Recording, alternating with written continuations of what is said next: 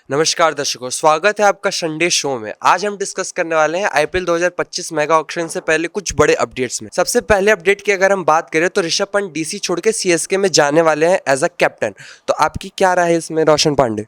हालांकि ऐसा कुछ अभी क्लियर अपडेट नहीं आया ना बीसीसीआई की तरफ से ना आईपीएल के पूरे मैनेजमेंट की तरफ से ऐसी कोई क्लियर अपडेट नहीं आई कि ऋषभ पंत ऑफिशियली जा रहे हैं। लेकिन रूमर्स ये आ रहे हैं कि ऋषभ पंत ज्वाइन कर सकते हैं, क्योंकि अगर बात करें डेविन कॉनवे की तो कॉनवे एक विकेट कीपर बल्लेबाज थे, ओपन भी करते हुए नजर आए हैं सीएसके के साथ, लेकिन ज़्यादा मैच खेले नहीं है। कुछ ही मैचों के बाद वो वापस चले गए थे। अब इसी के साथ साथ एमएस धोनी, अब एमएस धोनी का हो सकता है ये लास्ट सीजन हो या फिर अगला लास्ट सीजन हो, तो एमएस धोनी भी चाहेंगे कि एक अच्छा विकेट कीपर रिप्लेसमेंट में रहे, और एक स्टैंड बाय विकेट कीपर तो उनको चाहिए ना। एक स्टैंड बाय में विकेट कीपर होना चाहिए जिसको वो तैयार करे कि जब एमएस धोनी की अब्सेंस में कोई तो विकेट कीपिंग करते हुए नजर आए। लेकिन अगर ऋषभ पंत सीएसके में जाते हैं और अगर धोनी 2025 भी खेलते हैं तो फिर विकेट कीपिंग कौन करेगा, ऋषभ पंत या फिर एमएस धोनी? मेरे ख्याल से विकेट कीपिंग यहाँ पर ऋषभ पंत को ही करनी चाहिए, पर अगर एमएस धोनी विकेटों के पीछे नहीं रहेंगे तो मैदान पे उनकी जगह कहाँ पर बनेगी। वो वहाँ पे फील्डिंग करते हुए नहीं देंगे, जिस तरह से उनकी एज है। और एक आईपीएल से विजुअल्स भी आती है जिसमें एमएस धोनी काफी थके हुए लग रहे थे, और पिछले सीजन में देखिए जाए तो वो सिंगल रन भी बहुत कम भाग रहे थे।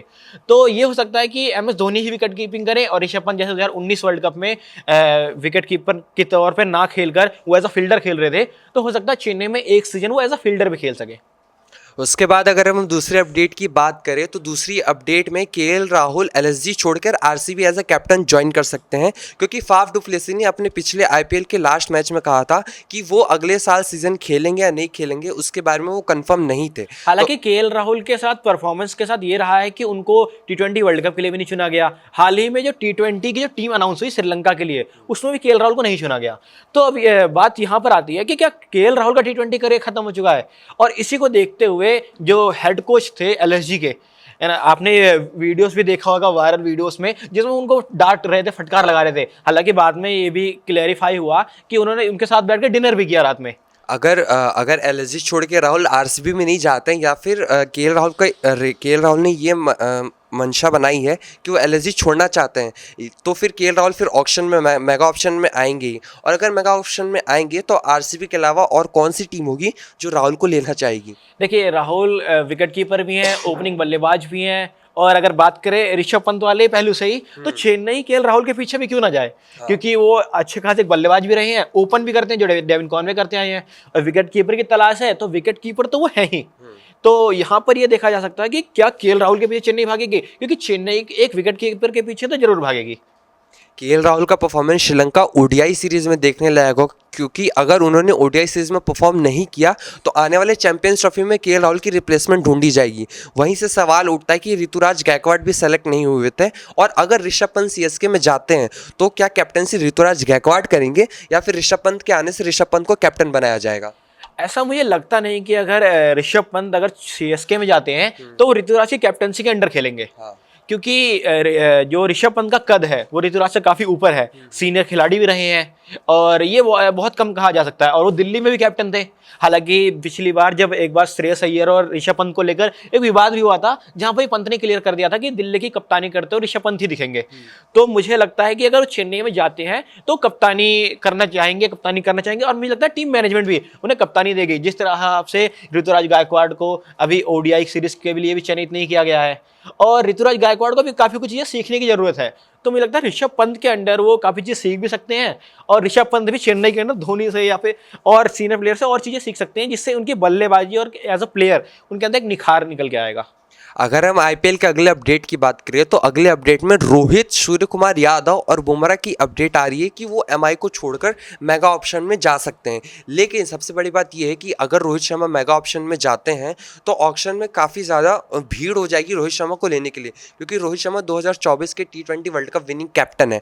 तो रोहित शर्मा का एज ए ऑक्शन में जाना बहुत सारी टीम के लिए एक दिक्कत खड़ी कर सकती है, और प्राइज मनी भी काफ़ी बढ़ सकती है रोहित शर्मा की। हालांकि ऐसा मुझे लगता नहीं कि रोहित शर्मा जाएंगे, बट अब काफी ज्यादा रूमर्स थे, काफी जगहों ने, काफी वेबसाइटों ने कंफर्म भी किया कि रोहित सचमुच जा रहे हैं।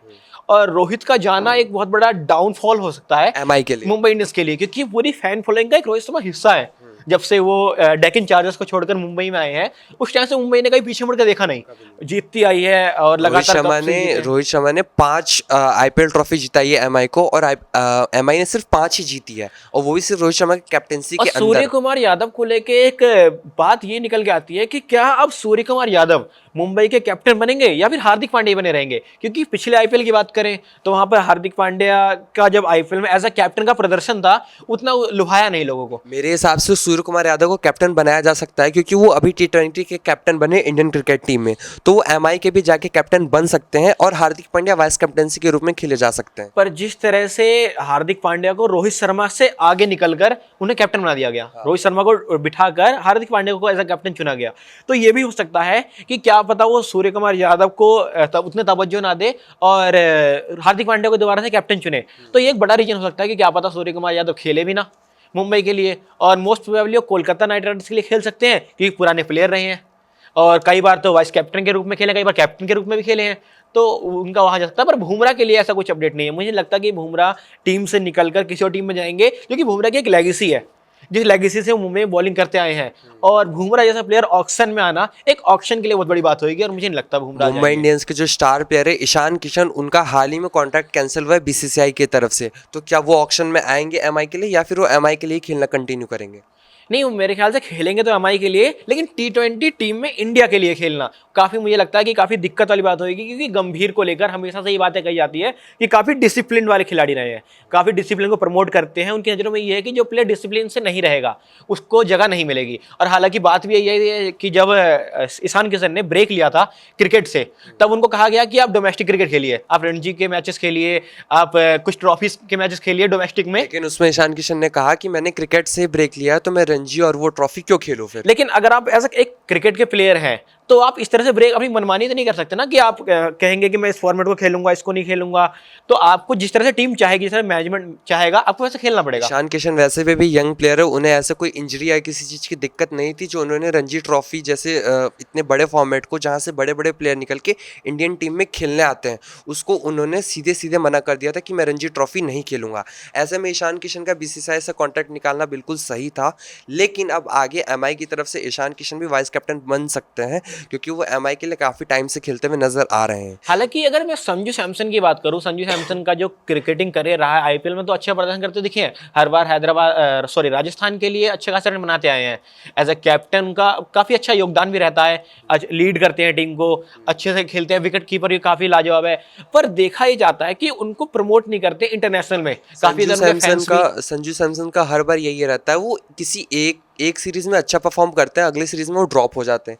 आईपीएल में उनका अच्छा परफॉर्मेंस रहता है, अगले सीरीज आते आते उनको ड्रॉप कर दिया जाता है। संजू सैमसन के साथ हमेशा ही कुछ ना कुछ चलते रहता है। गंभीर के हेड कोच बनने के बाद फैंस को ये लगा था कि क्या अब खेलेंगे वो या नहीं खेलेंगे, आगे उनका करियर थोड़ा सा रहेगा या नहीं रहेगा। क्योंकि एक बार गंभीर ने, आज से 4 साल पुरानी बात है वैसे तो, वह इतना तवज्जो देना नहीं चाहिए, लेकिन एक गौतम गंभीर का एक स्टेटमेंट था कि संजू सैमसन एक अच्छे प्लेयर है, इंटरनेशनल बहुत सारा कुछ कर सकते हैं, अच्छा खासा कैलिबर लेके आते हैं, तो उनको प्रमोट करना चाहिए। अब गंभीर ही हेड कोच है, लेकिन उन्होंने ओडीआई में 2 विकेट कीपर के तौर पर एक ऋषभ पंत को और केएल राहुल को चुना, उनको भी जगह नहीं दी उन्होंने ओडीआई में। ये डिस्कशन अलग। अब हम आईपीएल की लास्ट डिस्कशन पे आते हैं। आईपीएल की लास्ट अपडेट ये है कि आईपीएल की सारी ही टीमों ने बीसीसीआई से एक रिक्वेस्ट किया है कि वो 5 से 7 रिटेंशन चाहते हैं, कि वो चाहते हैं कि उनके 5 से 7 रिटेंशन, क्योंकि आईपीएल में सिर्फ 4 रिटेंशन ही अलाउड है।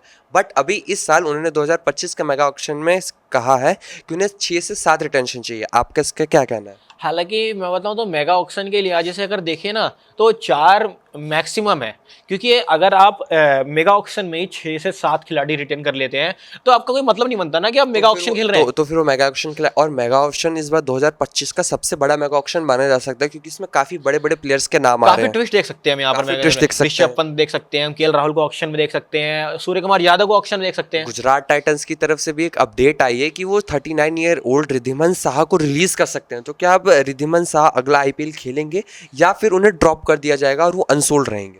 हालांकि जिस तरह से धोनी खेल लिया एज अ विकेट कीपर इतना लंबा करियर में, रिद्धिमान साहा जरूर चाहेंगे खेले, पर मुझे लगता नहीं है कि रिद्धिमान साहा आगे कंटिन्यू करेंगे। और मुझे लगता है कि अब गुजरात टाइटंस किसी नए ओपनिंग बल्लेबाज, किसी आक्रामक बल्लेबाज, मतलब हालांकि रिद्धिमान साहा भी काफी आक्रामकता उन्होंने दिखाई है, उन्होंने जिस तरह परफॉर्मेंस दी है गुजरात के लिए, काफी तेज खेलते हुए नजर आए हैं, विकेट कीपिंग भी अच्छी करते हुए नजर आए हैं। पर मुझे लगता नहीं कि अब दोबारा से रिद्धिमान साहा के पीछे जाना चाहेगी, क्योंकि जो उनकी एज हो गई है, जिस तरह से उन्होंने संन्यास भी लिया था जब टेस्ट क्रिकेट से, तब उन्होंने यही कहा था कि अब मैं संन्यास ले रहा हूं और ऋषभ पंत को एक दावेदार मानता हूं मैं, तो उनको आगे प्रमोट करना चाहिए। तो ये कई रूमर्स ये कह सकते हैं कि मुझे नहीं लगता कि गुजरात उनके पीछे जाएगी। ये थी हमारी कुछ आईपीएल की अपडेट संडे शो के लिए। अब अगले संडे शो का आप इंतजार करें, तब तक के लिए धन्यवाद। धन्यवाद।